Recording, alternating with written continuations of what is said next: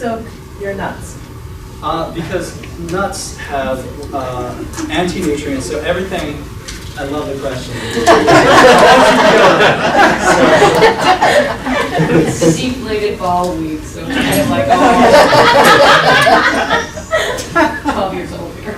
Yeah, that's I'm usually 6. Basically, you have what are called anti-nutrients in all grains, everything of the grass family, that's corn, wheat,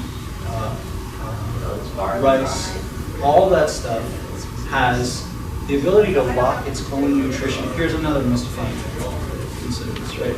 That plant is waiting for spring, right? So therefore, it doesn't want to start sprouting in the winter, because what would happen? It will sprout and be like, oh my God, what's happening? Right? And die, right? So the chemistry of the plant is such that it actually will lock its protein, it will lock its enzymes within itself. And that lock, that chemical lock, those are called anti-nutrients, right? So what's the really common one that's escaping? What is it? Phytase, right? Phytic acid, as it's called, right? Is one of the very common ones.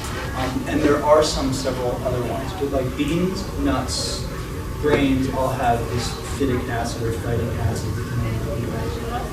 That is an acid that actually binds the enzymes in the own plant to make its own nutrition available to itself so that it can grow.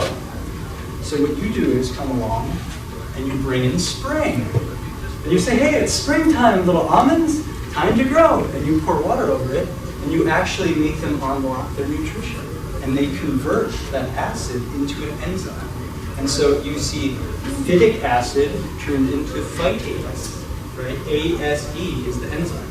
So you also have tannic acid, right? Then you have protease, which is proteinase. So you're actually converting those anti-nutrients into enzymes. It is very likely, friends, that we do not need a ridiculous extreme diet change.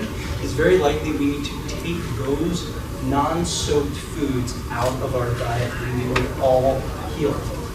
That is the missing piece. I truly believe it. It's not about how much green juice you get in your brain. It's about properly prepared foods. In the cultures that we took those foods from, all of them soak. In Asia, everybody rinses their rice. Nobody does it anymore. When you rinse it, all this cloudy stuff that comes up, not only is that mold spores, it's yeast spores, it's stuff like that. It's been sitting in a factory, it's like, oh my God, it's dust, it's all that stuff, right?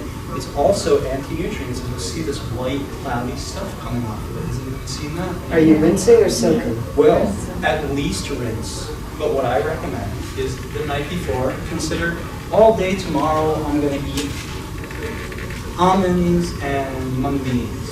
Right? So these are the easiest actually in a lot of ways. Right? So mung beans, if you want to get into sprouting, here we go, we're in the sprouting world.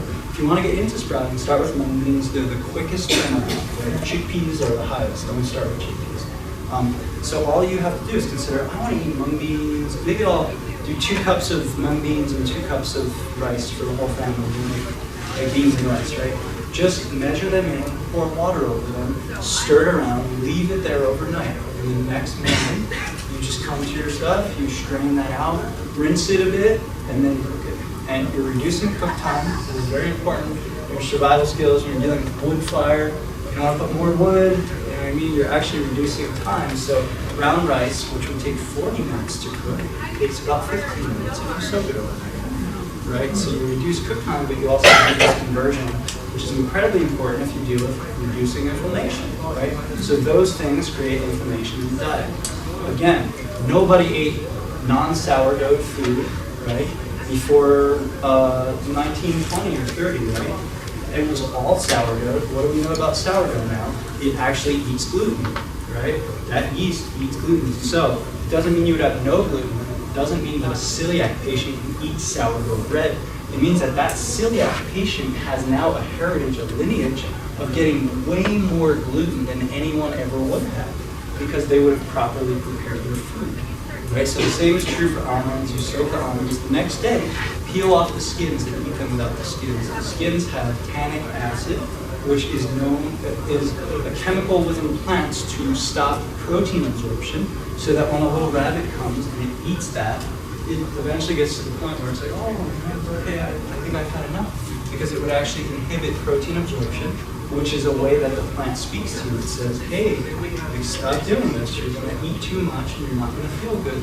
Again, that's the thing we pull out of plants when we play with chemicals. And that's what we have to be careful of. We're taking that intelligent messenger out. So tannic acid is something that plants have created to talk to the mammals, right? And nature speaks in chemicals, right? And if you wanted to see more about this, read The Lost Language of Plants by Stephen Harrod. And if you don't re-screw your head on after that book, then you didn't really read it. Because it's amazing how it talks about the interaction between species and plants, you know, over thousands and thousands of years, and all the studies that have been done. And if anybody is on the computer, check out, there's a new video by a biologist in old-growth forests in Canada, like BC area, and she's talking about understanding the mycelial connections and the communication between trees. Like trees are totally communicating through chemistry. There's a whole living organism around us that we find ourselves in. And life is just boring without it. Once you realize that every time you step on the soil, every time you take your foot off the concrete, everything about your state of being is totally read by everything under you.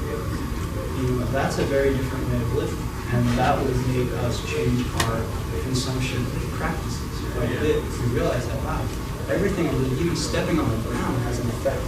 You know, so these are very important aspects of learning how to have an ecologically sustainable diet as we move into the future with some sane practices. I really just see this as sane.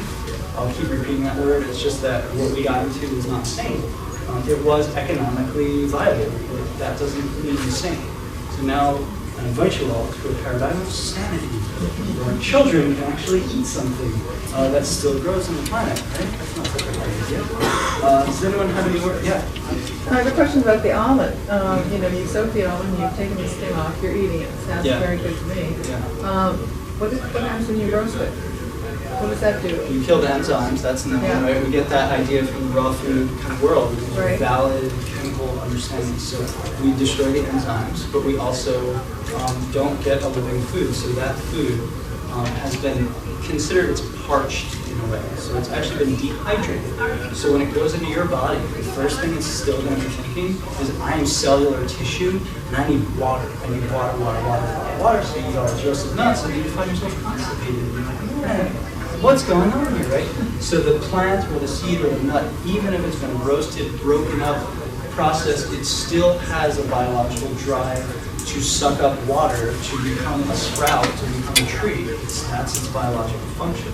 So at the very least, you'll get a lot of dehydration, right? And this is not dehydration like we think of dry mouth. This is dehydration of the colon, the intestines, which directly leads to psoriasis, eczema, dry skin conditions. Your lips are the messenger, right? That's your intestines talking through your lips, right? Your stool passing is the messenger. That's your butt talking to your head. All these are cues, are signals. The state of your eyes, the state of your fingernails, the state of your hair. This is all how you diagnose. You don't use machines. You look yourself in the mirror. You stare at your tongue. Right? These are the ways that we diagnose. So by doing all of those processes, you really get to see how your body responds to the food you eat. And it's like a mystical meditation. It's called paying attention. And we can do that when we eat, and it's just so life-changing. Jimmy back there smells his food every single time he eats it. We sit down to dinner, the first thing he does, and it's the best practice because it changes his whole digestive system just by getting that with the food, and it changes your relationship. And if anybody likes eggs, go visit chickens. You know, changes everything. Really will change your whole perspective. So the closer you can get to your food source, the more you just feel connected with the ecosystem. I don't know if this would work with what you referred to early on, your spice or herb blend, but I heard a long time ago when cooking sort of part of an alchemical process, if you're cooking up a soup or a sauce or a stew and you're not sure if you should add an herb or a spice, to put a mouthful of what you're cooking in your mouth and smell that herb, and the olfactory plate is right next to the brain, and your limbic brain will immediately know whether or not you should add that.